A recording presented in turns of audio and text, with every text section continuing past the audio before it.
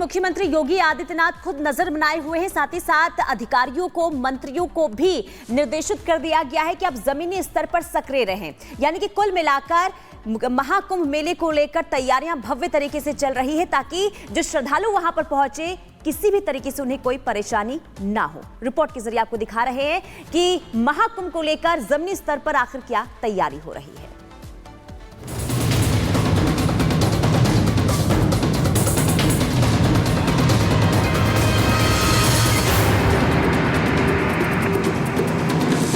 देश के सबसे बड़े धार्मिक आयोजन की तैयारी को लेकर यूपी सरकार एक्शन मोड में है।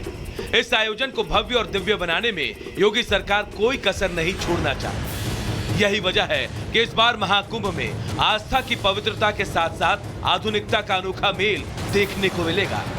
आयोजन न केवल धार्मिक आस्था का प्रतीक होगा, बल्कि इसके साथ ही कई आधुनिक सुविधाएं भी जुड़ी होंगी, जो इसे और भव्य और दिव्य बनाएंगी, जिसके लिए केंद्र सरकार भी हर वो मदद करने के लिए तैयार है जिससे कुंभ की भव्यता और बढ़ सके। उत्तर प्रदेश सरकार ने सम्मानीय मुख्यमंत्री आदरणीय योगी आदित्यनाथ जी के नेतृत्व में कुंभ वहां आने वाले प्रत्येक व्यक्ति के लिए, जिनकी अनुमानित संख्या लगभग 40 करोड़ से ज्यादा होने वाली है, उन सब के लिए एक अविस्मरणीय अवसर बने, इस दृष्टिकोण से वहां अभूतपूर्व तैयारी की है। महाकुंभ को लेकर यूपी सरकार किस स्तर पर गंभीर है, इसका अंदाजा इसी बात से लगाया जा सकता है कि खुद सीएम योगी पूरी तैयारियों पर नजर बनाए हुए हैं। सीएम ने सभी मंत्रियों से महाकुंभ की तैयारियों में सक्रिय रूप से भाग लेने और जमीनी स्तर पर निगरानी करने के निर्देश दिए हैं। यूपी सरकार के पर्यटन मंत्री जयवीर सिंह का कहना है कि उनकी सरकार ने अपनी तैयारी पूरी कर ली है और भव्य आयोजन में कोई कमी नहीं छोड़ी जाएगी। इस बार के महाकुंभ में 40 करोड़ से ऊपर श्रद्धालु आने वाले हैं। उनके लिए बेहतर व्यवस्थाएं, स्वच्छता, सुरक्षा के साथ साथ ठहरने की, खाने की, भोजन की, आवागमन की सारी व्यवस्था हमने दी है। और हमारा प्रयास है कि देश का कोई श्रद्धालु या विदेश की धरती को श्रद्धालु जब हमारे उत्तर प्रदेश के इस देश के महापर्व में जब आए तो एक बेहतर अनुभव लेके जाए। महाकुंभ को ऐतिहासिक बनाने के लिए यूपी सरकार ने सभी मोर्चों पर विशेष रणनीति बनाई है। इतने बड़े आयोजन में सुरक्षा को लेकर कोई चूक ना हो, इसके लिए प्रशासन आधुनिक तकनीक अपना रहा है। पुलिस जमीन से आसमान तक चप्पे चप्पे पर अपनी नजर बनाकर रखेगी। ये जो हमने टेक्नोलॉजी देखी है कि किसी भी ड्रोन को, जो कि जिसके पास लाइसेंस नहीं है, उसको पकड़ करके पर्टिकुलर एरिया में भेज सकते हैं, अथवा वो जहाँ से आया है उसको वापस वहाँ पर किया जाता है। अन्य भी कई टेक्नोलॉजीज देखी गई हैं और इसका शीघ्र ही परिशीलन करके महाकुंभ के लिए प्रयोग में लाया जाएगा। फिलहाल महाकुंभ को लेकर प्रयागराज में तैयारियां जोरों पर हैं। चाहे रेलवे हो, सड़क हो या फिर सड़क परिवहन, हर स्तर पर तेजी से काम चल रहा है। पीएम नरेंद्र मोदी खुद महाकुंभ की तैयारियों को देखने 13 दिसंबर को प्रयागराज जाने वाले हैं। इस दौरान वो संगम नगरी में कई योजनाओं की समीक्षा करेंगे और महाकुंभ की भव्यता को बढ़ाने वाली निषाद राज क्रूज का भी उद्घाटन करेंगे। Bureau report, Republic Bharat. तो भारत का सबसे बड़ा धार्मिक समागम जिसकी शुरुआत होने जा रही है, शुरुआत होगी 13 जनवरी से। लेकिन कब शाही स्नान होने जा रहा है वो हम आपको ग्राफिक्स के जरिए बताने वाले हैं, क्योंकि एक तरफ जहां तैयारियां हो रही है तो दूसरी तरफ शाही स्नान की जिसकी काफी मान्यता होती है। और कहते ये हैं कि जिस दिन, यानी कि इस दिन शाही स्नान करने से सभी दुख और कष्ट दूर हो जाते हैं। तो महाकुंभ के शाही स्नान, पौष पूर्णिमा की बात करें 13 जनवरी 2025 को पहला शाही स्नान है और मकर संक्रांति यानी कि 14 जनवरी 2025 को दूसरा शाही स्नान होगा। मौनी अमावस्या यानी कि 29 जनवरी को तीसरा शाही स्नान होने जा रहा है। इसके अलावा अगर हम बसंत पंचमी की बात करें तो इस दिन 3 फरवरी को चौथा शाही स्नान होगा। इसके अलावा माघ पूर्णिमा यानी कि 12 फरवरी 2025 को 5वां शाही स्नान होने वाला है। तो ये शाही स्नान कब है ये तारीख हम आपको बता रहे हैं। माघ पूर्णिमा 12 फरवरी 2025 को 5वां शाही स्नान होगा। तो शाही स्नान जिसका काफी महत्व माना जाता है और काफी मान्यता यह है कि इस दिन स्नान करने से जितने भी दुख होते हैं, कष्ट होते हैं, वो सभी के सभी दूर हो जाते हैं। और यही वजह है कि देश विदेश से लोग शाही स्नान में हिस्सा लेने के लिए पहुंचते नजर आते हैं। ऐसे में मुख्यमंत्री योगी आदित्यनाथ की तरफ से भी काफी तैयारियां की गई है श्रद्धालुओं के लिए।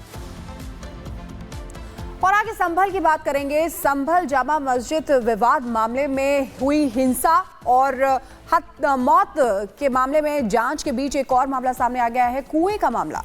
कुएं का विवाद इसलिए सामने आया है क्योंकि वहां जो स्थानीय लोग हैं वो ये दावा कर रहे हैं कि ये जो कुआं है इसमें पहले हिंदू पूजा किया करते थे, जिसको अब बंद करा दिया गया है और ये सब साजिशन हुआ है, यानी कि साजिशन इस कुएं में पूजा पाठ करना बंद कराया गया है। रिपोर्ट आपको दिखाते हैं।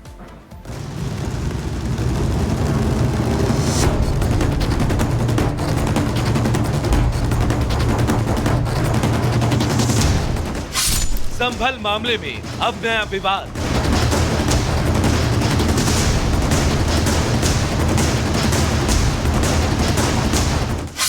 प्राचीन कुएं में पूजा के प्रमाण।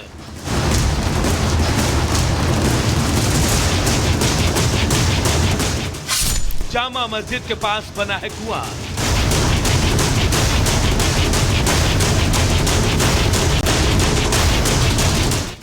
हिंदू जलाते थे कुएं के पास दिया।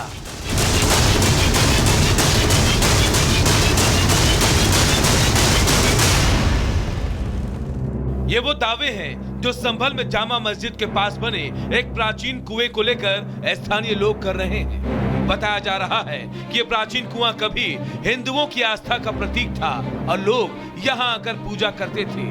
दीपावली के दिन तो बकायदा यहाँ दिए भी जलाए जाते थे। 2012 तक जो कुआं पूजन इसी जगह पे किया जाता था और ये कुआं है कहाँ, फिर से मैं आपको दिखा दूं कि बिल्कुल बगल में ये शाही जामा मस्जिद की तरफ जाने की सीढ़ियां हैं। उसी सीढ़ियों के बगल में आप ये यहाँ पर देखेंगे सीढ़ियां हैं। सीढ़ियों के बगल में ये जो कुएं का पूरा परिसर है, लेकिन अब उसको बदलकर एक चबूतरा टाइप का बना दिया गया है। चबूतरा आप यहाँ पर देख रहे हैं, कुछ सीढ़ियाँ यहाँ पर। इन सीढ़ियों पे जब हम चढ़ रहे हैं तो यहाँ से फिर हम सीधा उस कुएं तक पहुँच जाएंगे और इसी की कुछ फोटोज हैं। इसी कुएं पे बैठकर जो कुआं पूजन का काम 2012 तक किया जाता था, उसके बाद मनाही कर दी गई। इस कुएं को लेकर कहा जा रहा है कभी यहाँ हिंदू बड़ी श्रद्धा से आते थे। पूजा पाठ के अलावा यहाँ शादी से जुड़ी रस्में भी निभाई जाती थी, लेकिन 2012 में मौजूदा सांसद डॉक्टर वर्क के हस्तक्षेप के बाद इसे बंद करा दिया गया। कि शाही जामा मस्जिद का आप बैनर देख रहे हैं, ठीक मेरे पीछे आप ये देखेंगे शाही जामा मस्जिद में जाने की सीढ़ियां हैं। लेकिन लोकल लोगों से जब हमने बात की तो हमें पता लगा कि 2012 तक कुछ महिलाएं यहाँ पर कुआं पूजन करने पहुँचती थी। वो कुआं दरअसल है कहाँ? वो कुआं मेरे पीछे आप देख रहे हैं, ये ठीक शाही जामा मस्जिद की सीढ़ियों के बगल में ये कुआं आप देख रहे हैं। महिला इस कुएँ के ऊपर जो है बैठ कर पूजा अर्चना करती थी, उसकी तमाम फ़ोटो है। बिल्कुल मस्जिद के सीढ़ियों के पास बने इस कुएं को सीमेंट के लैंटर से अब ढक दिया गया है, लेकिन इसकी शेप बताती है कि कभी यहाँ कुआं हुआ करता था जिसे ऊपर से ढक दिया गया। स्थानीय लोगों की माने तो इस कुएं से हिंदू आस्था जुड़ी है। दशकों से यहाँ पूजा होती आई है। कुएं के बाहर दीपक जलाए जाते थे। शादी के बाद कुआं झांकने की परंपरा थी। इन दावों के बीच पुराना दावा ये कि हरिहर नाथ मंदिर की जगह संभल में जामा मस्जिद बना दिया गया है। ऐसे में ये कुआं और इससे जुड़ी तस्वीरें और नक्शे के सामने आने के बाद एक संभावना जताई जा रही है कि कहीं ना कहीं हिंदुओं को साजिशन पूजा पाठ से दूर कराया गया। लेकिन कहते हैं ना, सत्य को प्रमाण की जरूरत नहीं होती। अब इस कुएं का इतिहास कई राज खोल सकता है। Bureau report, Republic Bharat. चलिए आगे बढ़ते हैं और बात कर लेते हैं चैंपियंस ट्रॉफी की, जो 2025 में पाकिस्तान में होने की बात कही जा रही है। उसी को लेकर भारत और पाकिस्तान के बीच विवाद देखने को मिल रहा है और इसी विवाद को सुलझाने के लिए कल बैठक भी हुई थी, लेकिन ये बैठक बेनतीजा रही क्योंकि पाकिस्तान का अड़ियल रवैया देखने को मिला। और ये भी खबर मिल रही है कि पाकिस्तान के अड़ियल रवैये पे होने वाली आज की बैठक में आईसीसी कोई बड़ा फैसला ले सकता है। रिपोर्ट आपको दिखाते हैं।